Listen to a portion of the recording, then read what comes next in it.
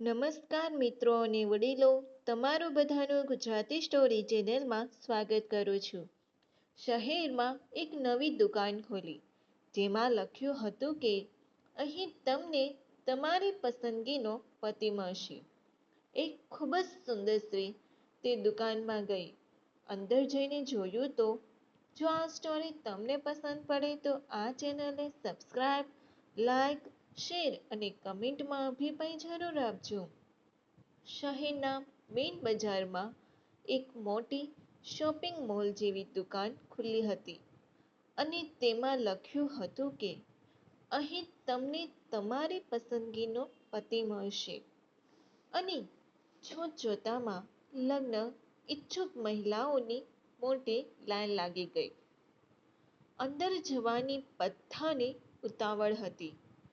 ત્યારે મુખ્ય દરવાજે એક સૂચના લગાવવામાં આવી, જેમાં લખ્યું હતું કે પતિની પસંદગી માટે આ શરતો લાગુ પડશે.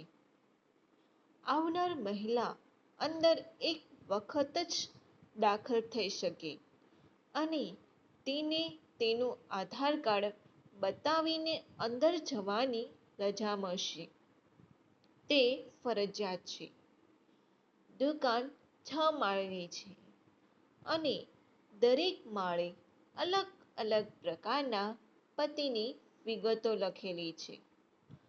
આપ કોઈ પણ માળેથી પતિની પસંદગી કરી શકો છો, પરંતુ એક વખત આપ એક માળેથી બહાર આવ્યા પછી ફરીને તે માળે પાછા જઈ શકાશે નહીં.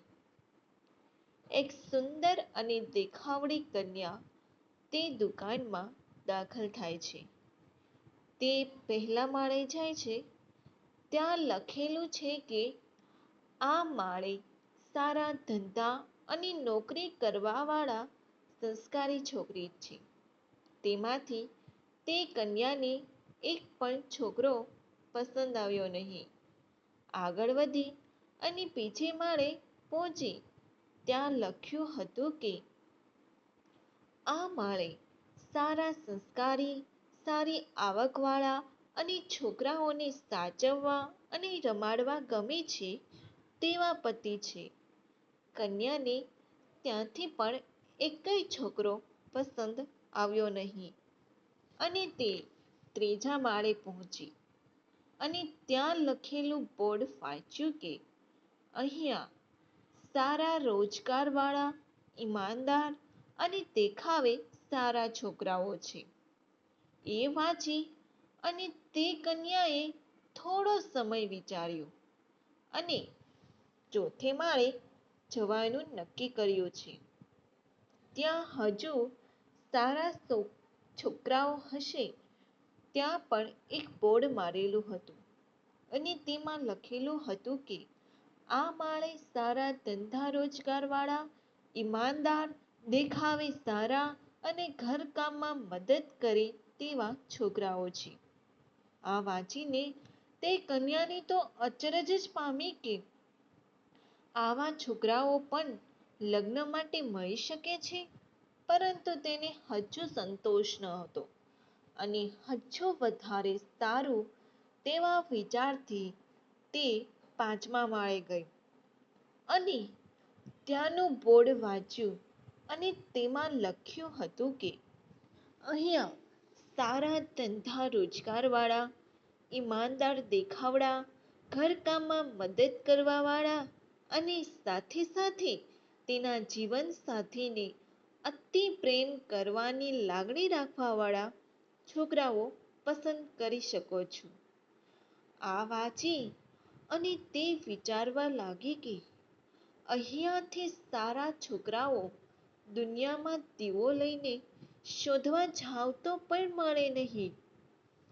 પરંતુ તે એવું વિચારીને ત્યાંથી નીકળી ગઈ કે છઠ્ઠે માળે હજુ સારા છોકરાઓ હશે અને તે છઠ્ઠે માળે ગઈ અને ત્યાં દરવાજે બોર્ડમાં લખેલું હતું કે છઠ્ઠે માળે આવવાવાળામાં તમારો નંબર 5158 છે.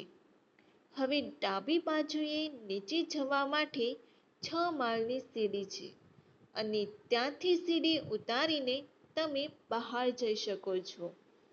અમારા સ્ટોર પર આવવા માટે ધન્યવાદ.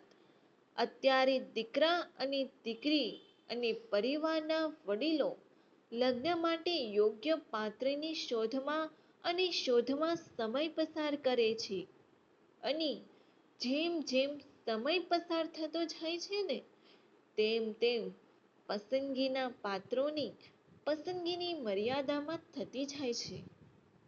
હજુ વધારે સારું અને તેનાથી પણ સારું એવું શોધવામાં લગ્નની તો સાચી ઉંમર જતી રહે છે અને પછી જે મળે તેમાં સમાધાન કરવાનો સમય આવે છે. તેના બદલે આપણી લાયકાત અને અનુકૂળ પાત્ર મળે તો વધારે સારાની શોધ કરી અને જીવનને વેડફી ના નાખો, કારણ કે જીવન માણવા માટે આપેલું છે. જો તમને સ્ટોરી પસંદ પડી હોય તો દરેક લોકો જોડે શેર કરજો. આવી સ્ટોરી સાંભળવા માટે આ ચેનલને સબસ્ક્રાઇબ, લાઇક, શેર અને કમેન્ટમાં પીપાઈ જરૂર આપજો. સાંભળવા માટે આભાર.